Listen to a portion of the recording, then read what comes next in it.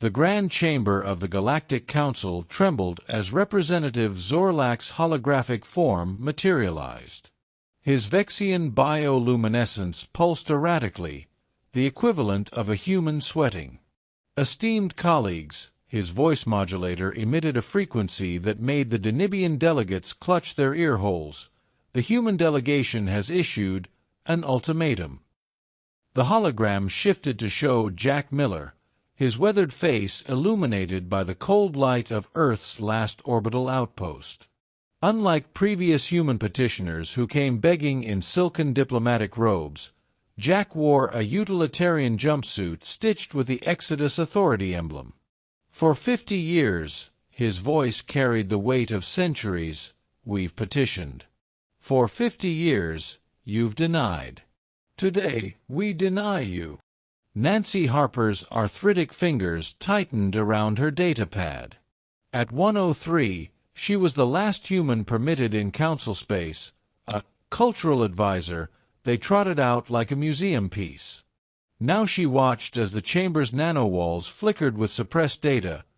*Human terraforming projects, band 2145. Quantum lattice breakthroughs, confiscated 2152. Project Exodus begins now, Jack continued. In 5 years, not a single human soul will remain under council jurisdiction. Laughter erupted from the Atheran delegation, their wispy forms shimmering with derision. "And go where?" Councillor Era's voice dripped with condescension. "Your species can barely manage Luna Station, let alone." The transmission cut to Earth's shipyards. Silence.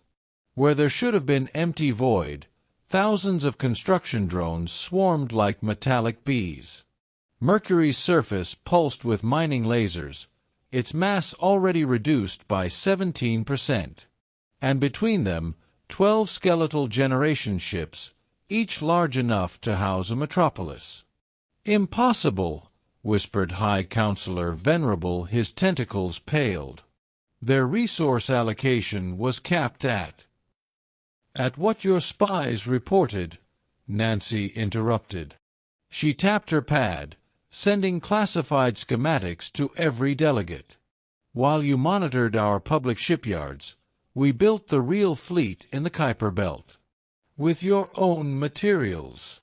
The documents showed how human engineers had repurposed council-supplied fusion reactors into something new, engines that bent space-time without violating the Sakharov limit. Zorlak's third eye twitched.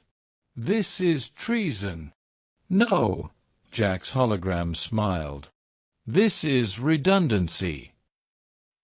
3 months later, the observation team shuttle shuddered crossing the Sol system's new perimeter. Councillor Draz's scales flushed crimson when 12 hexagonal battle stations decloaked around them. "Those weren't their last quarter," Nancy muttered, her stolen data pad displaying specs that made her ancient heart race. Quantum plasma shielding. Predictive targeting arrays. Alan Wright greeted them in the shipyard's 0G docking bay. Behind him, the New Horizon skeleton stretched further than their eyes could see, its ribs not of steel, but woven dark matter. "You're harvesting Mercury's core," Draz accused. Alan's retinal implants flickered. "Recycling. Every gram is being—" A klaxon screamed. On the observation deck, a young engineer gasped as Earth's western hemisphere shimmered, entire cities dissolving into light. "Phase 3, Alan said softly. "Matter translocation." The Council's sabotage team never stood a chance. Their stealth ship's AI died screaming as Mars Defense Grid welcomed them through Shield Sector Gamma 9. "Sir," Lieutenant Vex's third eye hemorrhaged, "their scanners are reading our epigenetic markers." Security Chief Rogers watched from quantum glass as the operatives stumbled into the navigation core. His augmented vision tagged each intruder with their ancestors' war crimes against humanity. The database they came to corrupt displayed routes to Andromeda and beyond. "You tried to erase our future," Rogers whispered into their comms, "while we were busy building yours."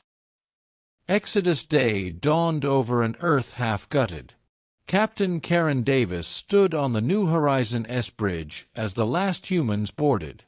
Behind them, the Council's observation post blinked out like a candle. "Engage Alcubierre drives." The stars didn't streak, they unfolded.